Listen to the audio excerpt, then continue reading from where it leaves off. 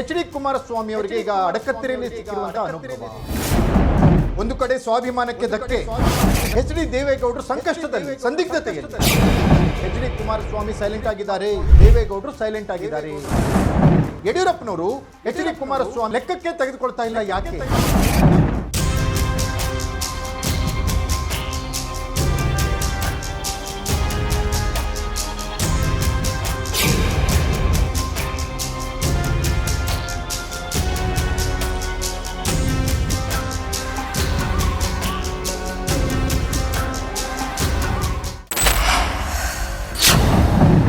Ladies and gentlemen, H D Kumaraswamy ಅವರಿಗೆ ಈಗ ಅಡಕತ್ತಿರೆಯಲ್ಲಿ ಸಿಕ್ಕಿರುವಂತಹ ಅನುಭವ.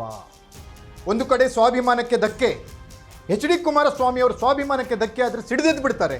ಆದರೆ ಈಗ ಹಂಗೆ ಮಾಡ್ಲಿಕ್ಕೆ ಆಗ್ತಾ ಇಲ್ಲ. ಎಚ್ ಡಿ ದೇವೇಗೌಡರು ಸಂಕಷ್ಟದಲ್ಲಿ, ಸಂದಿಗ್ಧತೆಯಲ್ಲಿ. ಆದರೂ ಕೂಡ ಎಚ್ ಡಿ ಕುಮಾರಸ್ವಾಮಿ ಸೈಲೆಂಟ್ ಆಗಿದ್ದಾರೆ, ದೇವೇಗೌಡರು ಸೈಲೆಂಟ್ ಆಗಿದ್ದಾರೆ. ಬಿಜೆಪಿ ಇದೇ ಒಂದು ಟೈಮ್ ಅಂತ JDSನ ಅವಮಾನ ಮಾಡ್ತಾ ಇದೆಯಾ? ಹಾಗಾದರೆ ಯಡಿಯೂರಪ್ಪನವರು ಎಚ್ ಡಿ ಕುಮಾರಸ್ವಾಮಿ ಲೆಕ್ಕಕ್ಕೆ ತೆಗೆದುಕೊಳ್ತಾ ಇಲ್ಲ. ಯಾಕೆ? ಎಕ್ಸ್ಪೋಸ್ಡ್ ಸ್ಟೋರಿಯಲ್ಲಿ ಅಪ್ಡೇಟ್ಸ್ನ ನಾನು ಕೊಡ್ತೀನಿ. ನೆಲ ಜಲ ಭಾಷೆಗಾಗಿ ಪ್ರಾಮಾಣಿಕ ಪತ್ರಿಕೋದ್ಯಮ, ನಾನು ಹೇಮಂತ್.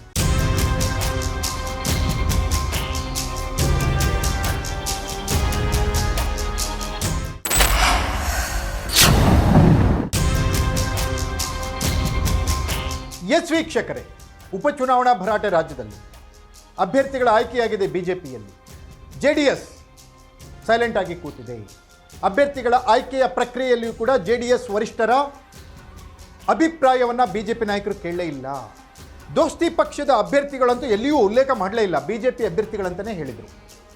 ದೋಸ್ತಿ ಪಕ್ಷಗಳು ಒಟ್ಟಿಗೆ ಕುಳಿತು ಚರ್ಚೆಯನ್ನು ನಡೆಸಿ, ಸಾಧಕ ಬಾಧಕಗಳನ್ನು ವಿಚಾರಿಸಿ, ಅಭ್ಯರ್ಥಿಗಳ ಆಯ್ಕೆಯನ್ನು ಮಾಡಿ, ಜಂಟಿ ಪತ್ರಿಕಾಗೋಷ್ಠಿಯನ್ನು ಕರೆದು ಅಭ್ಯರ್ಥಿಗಳ ಹೆಸರನ್ನು ಘೋಷಿಸೋದು ಮೈತ್ರಿ ಧರ್ಮ ಹಾಗೂ ಇಲ್ಲಿಯವರೆಗೂ ನಡೆದುಕೊಂಡು ಬಂದಂತಹ ವಾಡಿಕೆ.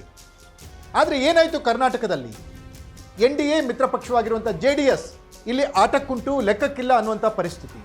ಇಂಥ ಪರಿಸ್ಥಿತಿಯ ಲಾಭವನ್ನು ಪಡಿತಾ ಇರೋದು ರಾಜ್ಯ ಬಿಜೆಪಿ, ಅದರಲ್ಲೂ ವಿಶೇಷವಾಗಿ ಯಡಿಯೂರಪ್ಪನವರಿಗೆ ಎಚ್ ಡಿ ದೇವೇಗೌಡರು ಮತ್ತು ಕುಮಾರಸ್ವಾಮಿ ಅವರನ್ನ ರಾಜಕೀಯವಾಗಿ ಸ್ನೇಹವನ್ನು ಕಾಪಾಡಿಕೊಳ್ಳಿಕ್ಕೆ ಇಷ್ಟ ಇಲ್ವಾ ಹಾಗಾದರೆ ಅನ್ನುವಂಥ ಪ್ರಶ್ನೆ ಹುಟ್ಟಾಕಿದೆ. ಯಾಕಂದರೆ ಅಭ್ಯರ್ಥಿಗಳ ಆಯ್ಕೆಯಲ್ಲಿ ಮೈತ್ರಿ ಪಕ್ಷದ ಅಭ್ಯರ್ಥಿಗಳಾಗಿರೋದ್ರಿಂದ ಅವ್ರನ್ನ ಅಭಿಪ್ರಾಯವನ್ನು ಪಡಲೇಬೇಕಿತ್ತು. ದೇವೇಗೌಡರ ಅಭಿಪ್ರಾಯವನ್ನು ಪಡಿಬೇಕಿತ್ತು. ಕುಮಾರಸ್ವಾಮಿಯವರನ್ನ ಸೌಜನ್ಯಕ್ಕಾದರೂ ಚರ್ಚೆ ಮಾಡಬೇಕಿತ್ತು. ಆದರೆ ಆ ಪ್ರಕ್ರಿಯೆ ಇಲ್ಲಿ ಆಗಿಲ್ಲ. ಹಾಗಾದರೆ ಯಡಿಯೂರಪ್ಪನವರು ಬೇಕಂತಲೇ ಎಚ್ ಡಿ ದೇವೇಗೌಡರು ಮತ್ತು ಕುಮಾರಸ್ವಾಮಿಯವ್ರನ್ನ ನೆಗ್ಲೆಕ್ಟ್ ಮಾಡ್ತಾ ಇದ್ದಾರಾ? ಅಥವಾ ಎಚ್ ಡಿ ಕುಮಾರಸ್ವಾಮಿ ಮತ್ತು ದೇವೇಗೌಡರ ಅವಶ್ಯಕತೆ ಕರ್ನಾಟಕ ಬಿಜೆಪಿಗೆ ಇಲ್ಲ ಅನ್ನುವಂಥ ಮೆಸೇಜನ್ನು ಏನಾದರೂ ಕೊಡ್ತಾ ಇದ್ದಾರಾ?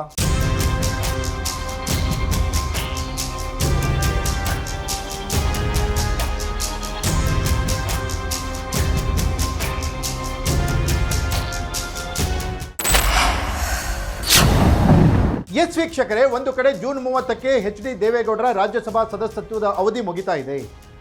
ಇಂಥ ಸಂದರ್ಭದಲ್ಲಿ ಈಗೇನಾದರೂ ಬಿಜೆಪಿಯ ಜೊತೆಗೆ ರಬ್ ಮಾಡಿಕೊಂಡ್ರೆ ಮುಂದೆ ದೇವೇಗೌಡರು ಪುನರಾಯ್ಕೆ ಆಗ್ತಾರೋ ಇಲ್ಲವೋ ಅನ್ನುವಂಥ ದುಗುಡ ಒಂದು ಕಡೆ ಕುಮಾರಸ್ವಾಮಿ ಅವರಿಗಿದೆ. ಹಾಗಾಗಿಯೇ ಎಚ್ ಡಿ ದೇವೇಗೌಡರು ಬಿಜೆಪಿಯ ಪರವಾಗಿ ಹಲವಾರು ಬ್ಯಾಟಿಂಗ್ಗಳನ್ನು ಮಾಡಿದ್ದಾರೆ ಇಲ್ಲಿಯವರೆಗೂ.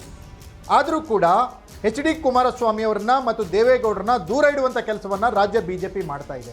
ದೇವೇಗೌಡರು ಬಾಯ್ಬಿಟ್ರೆ, ಹಾಗೆ ಎಚ್ ಡಿ ಕುಮಾರಸ್ವಾಮಿ ಅವರು ಮಾತೆತ್ತಿದ್ರು ಕೂಡ ರಾಷ್ಟ್ರ ನಾಯಕರ ಬಗ್ಗೆ ಮಾತನಾಡ್ತಾರೆ. ಬಿಜೆಪಿಯ ರಾಷ್ಟ್ರ ನಾಯಕರ ಬಗ್ಗೆ, ನರೇಂದ್ರ ಮೋದಿಯವರ ಬಗ್ಗೆ ಮಾತನಾಡ್ತಾರೆ, ಅಮಿತ್ ಶಾ ಅವರ ಬಗ್ಗೆ ಮಾತಾಡ್ತಾರೆ.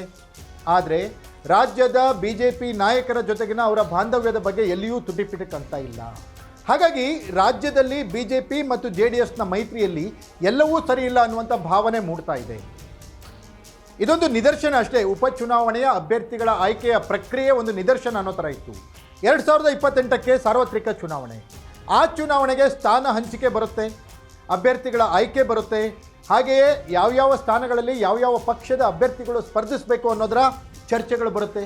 ಅಲ್ಲಿಯವರೆಗೂ ಈ ಮೈತ್ರಿ ಏನಾದರೂ ಮುಂದುವರಿಯುತ್ತಾ? ಅಥವಾ ಇದೇ ಕಾರಣಕ್ಕಾಗಿ ಜೂನ್ 30ರ ನಂತರ ಎಚ್ ಡಿ ದೇವೇಗೌಡರು ಪುನರಾಯ್ಕೆಯಾಗದಿದ್ದಲ್ಲಿ ಮೈತ್ರಿಗೆ ಏನಾದರೂ ಸಂಚಕಾರ ಬರುತ್ತಾ? ಕಾದು ನೋಡಬೇಕಿದೆ.